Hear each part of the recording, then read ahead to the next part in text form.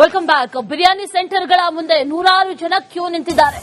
ಬೆಳಗ್ಗೆ 4 ಗಂಟೆಗೆ ಬಿರಿಯಾನಿ ಸಿಗುತ್ತೆ ಅಂತ ನೂರಾರು ಜನ ಕ್ಯೂ ನಿಂತಿದ್ದಾರೆ. ಆದ್ರೆ ಈ ಹಿಂದೆ ಒಂದು 2-3 ದಿನಗಳ ಹಿಂದೆ ಮುಂಜಾನೆ 4 ಗಂಟೆಗೆ ಬಿರಿಯಾನಿ ಆಗಿರಬಹುದು, ಇದನ್ನ ಮಾರಾಟ ಮಾಡಬಾರದು ಅನ್ನುವಂತ ನಿಟ್ಟಿನಲ್ಲಿ ಬ್ರೇಕ್ ಹಾಕಲಾಗಿತ್ತು. ಆದ್ರೆ ಎಲ್ಲಾ ನಿಯಮಗಳನ್ನ ಗಾಳಿಗೆ ತೂರಿ ಕ್ಯೂ ನಿಂತಿರೋರನ್ನ ಗಮನಿಸ್ತಾ ಇದ್ದೀವಿ. ಹೊಸಕೋಟೆಯಲ್ಲಿ ಬೆಳಗ್ಗಿನಿಂದಲೂ ಕೂಡ ಸರತಿ ಸಾಲಲ್ಲಿ ನಿಂತಿದ್ದಾರೆ.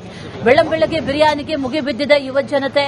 ಬೆಳಗ್ಗೆ 4 ಗಂಟೆಗೆ ಈ ಸೆಂಟರ್ಗಳನ್ನ ಓಪನ್ ಮಾಡಿದ್ದಾರೆ. ಓಪನ್ ಮಾಡಬಾರದು ಅನ್ನುವಂಥ ನಿರ್ಬಂಧಗಳಿದೆ. ಒಂದಷ್ಟು ಘಟನೆಗಳು ನಡೆಯಿತು. ಆಕ್ಸಿಡೆಂಟ್ ಆಗೋದಾಗಿರ್ಬೋದು, ಟ್ರಾಫಿಕ್ ಕಿರಿಕಿರಿ ಆಗೋದಾಗಿರ್ಬೋದು, ಇದೆಲ್ಲವೂ ನಡೆದ ಹಿನ್ನೆಲೆಯಲ್ಲಿ ಇದಕ್ಕೆ ಬ್ರೇಕ್ ಹಾಕಲಾಗಿತ್ತು. 4 ಗಂಟೆಗಲ್ಲ, ಬದಲಿಗೆ 6 ಗಂಟೆಯಿಂದ ಅಂತ ಹೇಳಿದ್ರು. ಆದ್ರೂ ಕೂಡ 4 ಗಂಟೆಗೆ ಓಪನ್ ಮಾಡಿದ್ದಾರೆ. ಕಾಕಿ ನಿರ್ಬಂಧ ಇದ್ರೂ ಕೂಡ ಅದಕ್ಕೆ ಡೋಂಟ್ ಕೇರ್ ಅಂದಿದೆ ಈ ಸೆಂಟರ್ಗಳು ಅನ್ನುವಂತ ಮಾಹಿತಿ ಇದೆ. ಏನಿದ್ರು 3 ಗಂಟೆಗಿದ್ರು 6 ಗಂಟೆಗಿದ್ರು ಜನ ಬಂದೇ ಬರ್ತಾರೆ.